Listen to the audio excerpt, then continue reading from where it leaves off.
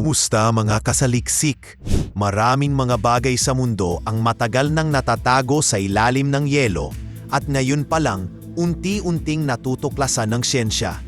Kaya mula sa makukulay na yelong higante sa gitna ng karagatan hanggang sa kontinenteng nakatago sa ilalim ng Antarctica ay pag-uusapan natin ang 10 pinaka-nakakakilabot na nadiskubre sa yelo ng Antarctica.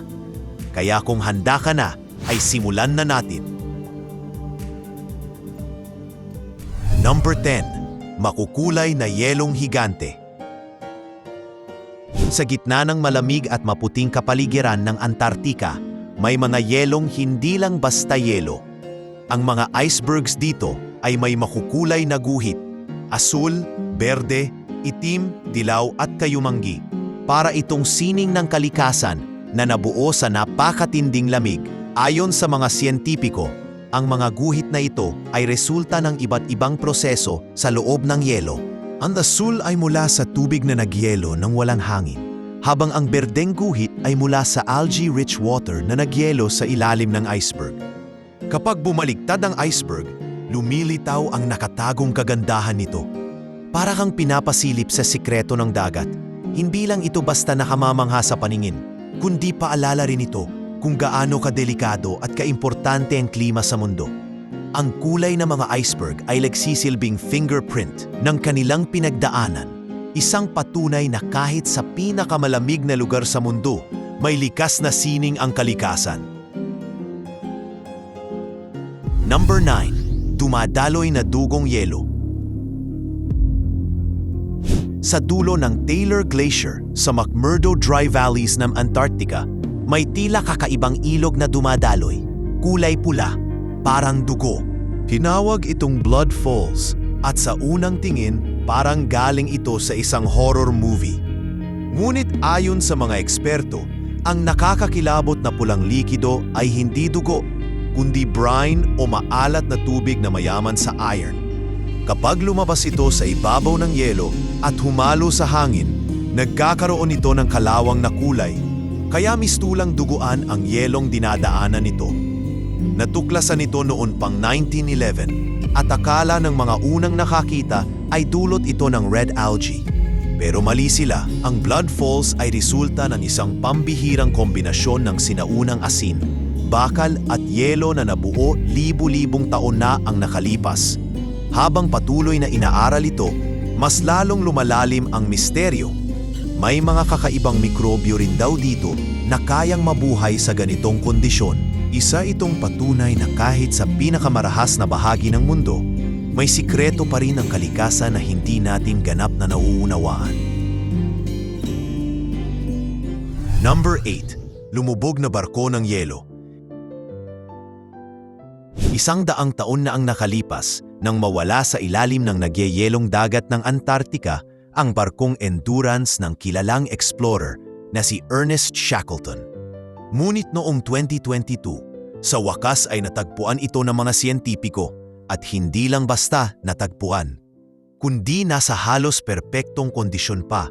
Ang barko ay halos buo, nakatayo ng tuwid sa ilalim ng dagat na para bang iningatan ito ng lamig at panahon. Ang Endurance ay lumubog noon pang 1915 matapos itong durugin ng sea ice. Hindi kailanman nalaman ng mundo kung nasaan ito hanggang ngayon. Ang pagkakadiskubre nito ay hindi lang makasaysayan kundi nakakakilabot sa isang paraan dahil para kang bumalik sa panahon ng mga unang ekspedisyon sa lugar na iyon. Parang bumangon ang nakaraan mula sa nagyeyelong libingan nito at ngayon ay may bagong kwento na namang isusulat. Number 7. Higanting bato mula kalawakan. Habang nag-e-explore ang ilang siyentipiko sa ibabaw ng yelo ng Antarctica, may natagpuan silang sobrang bigat at sobrang pambihirang bato, isang meteorite na tumitimbang ng halos 11 pounds. Sa dami ng meteorite na natagpuan sa lugar na ito, mahigit 45,000 na raw. Kakaiba ang batong ito dahil sa laki at bigat nito. Para itong isang prutas na kantalop, pero ang laman ay galing sa kalawakan. Ayon sa mga eksperto, ang bato ay maaaring ilang libong taon nang nakahimlay sa yelo. tahimik na naghihintay na madiskubre. Ang ganitong mga meteorite ay nagbibigay ng mahalagang impormasyon tungkol sa kasaysayan ng ating solar system. Isipin mo na lang, isang bagay mula sa malayong bahagi ng kalawakan, napadpad sa pinakamalupit na bahagi ng mundo. Tila sinadyang ihulog ng kalikasan para lang ipaalala sa atin kung gaano kalawak ang universo at gaano karami pa ang hindi natin nalalaman. Number 6. Itinatagong kaharian ng penguin. Noong 2018, nadiskubre ng mga siyentipiko ang isang super colony ng penguins na tinatayang aabot sa 1.5 million. Oo, million. Nakalagay ito sa tinatawag na Danger Islands, isang malayong lugar na napapalibutan ng yelo at halos imposibleng maraping ng tao. Ang nakakagulat pa, higit 3,000 taon na pala silang naninirahan doon nang hindi man lang napapansin. Hindi ito basta-bastang kwento ng hayop. Ito ay isang paalala kung gaano karami pang nilalang ang hindi pa rin natin natutuklasan sa mundo. Ang pagkakadiskubre ng kolonya ay hindi dahil sa personal na pagbisita, kundi sa pamamagitan ng satellite images at algorithm ng NASA. Tila ba gusto talagang manatiling sikreto ng mga penguin ang kanilang paraisong nagyayelo. Number 5. Pyramid sa ilalim ng yelo. Sa isang bahagi ng East Antarctica, may mga larawan noong 2016 na nagpakita ng tila isang pyramid sa gitna ng puting disyerto ng yelo. Natural lang na marami ang napatigil at napaisip, paano nagkaroon ng pyramid dito? May ilan agad na sumigaw ng aliens, habang ang iba namay nagdududa kung may sinaunang sibilisasyon bang nagtayo nito. Ngunit ayon sa mga eksperto, ito raw ay isa lamang bundok na ang hugis ay mukhang pyramid dahil sa natural na anyo ng batot yelo. Bahagi ito ng tinatawag na Gamburtsev Mountain Range, isang kabundukan na kasing laki ng Alps pero nakabaon sa ilalim ng 2,000 feet ng yelo. Kaya kung totoong may misteryo man, ito ay kung paanong nalikha ang buong mountain range at bakit ito nanatiling tago sa mata ng mundo sa loob ng napakahabang panahon. Number 4. Tunnel sa ilalim ng Antarctica. Akala ng marami, alien base ang natuklasan sa ilalim ng yelo ng Antarctica.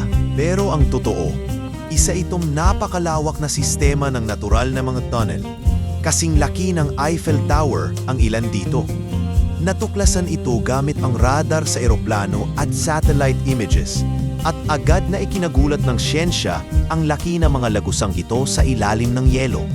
Hindi ito gawa ng tao, kundi ng matagal ng pagdaloy ng meltwater sa ilalim ng yelo na tila isang ilog na nabuo sa loob ng daan-daang taon. Sa kabila ng kagila-gilalas nitong hitsura, ang mga tunnel na ito ay likas na kababalagan. Isa na namang paalala kung gaano palawak ang hindi pa nating nauunawaan sa ating planeta. Number 3. Nawalang pitaka. Isang araw may tumawag kay Paul Gisham sa San Diego at nagtanong, "Buddy, did you lose a wallet in the Antarctic?"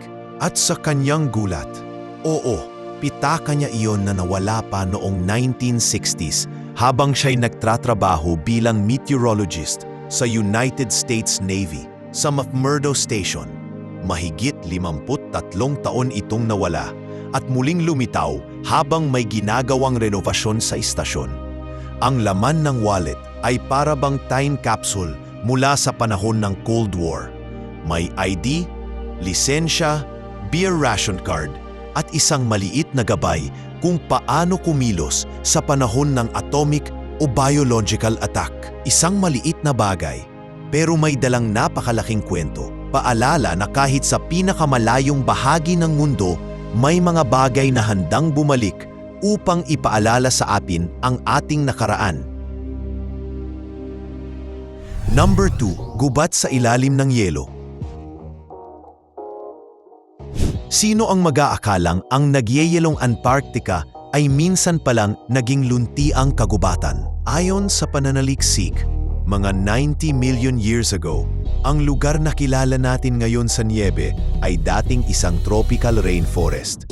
Natuklasan ito matapos makakuha ng sediment core mula sa ilalim ng yelo malapit sa Pine Island Glacier. At doon ay nakita ang fossilized na ugat, pollen, spores at iba pang ebidensya ng masiglang buhay. Ang panahong iyon ay bahagi ng Cretaceous period kung saan ang sea levels ay 558 feet na mas mataas kaysa ngayon at ang dagat ay kay-init, halos 95 degrees Fahrenheit. Ang ganitong init ay nagpahintulot sa mga halaman at hayop na mamuhay ng sagana. Nakakamangha isipin na ang malamig na impyerno ngayon ay dating paraiso ng buhay.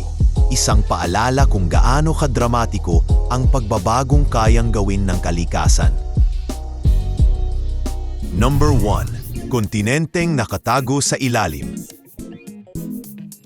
Isang napakalaking revelasyon ang bumungad sa mundo ng agham nang matuklasan ang tinatawag na Lost Continents sa ilalim ng yelo ng Antarctica.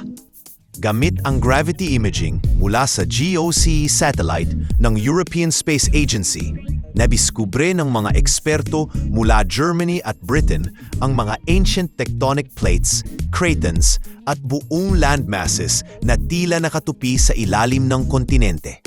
Para kang sumilip sa kalansay ng planeta, hindi lang ito kwento ng heograpiya. Ito ay pagbubukas ng bagong pangunawa kung paano nabuo ang mundo. Sa gitna ng bilyong tonelada ng yelo, nakatago ang mga bahagi ng kasaysayang bumuo sa buong kontinente. Ang natuklasang ito ay hindi lang mahalaga sa siyensya, kundi sa hinaharap ding ng mundo habang patuloy na natutunaw ang yelo ng Antarctica. Maaaring dito nating makita ang mga sagot sa mga misteryong matagal na nating hinahanap.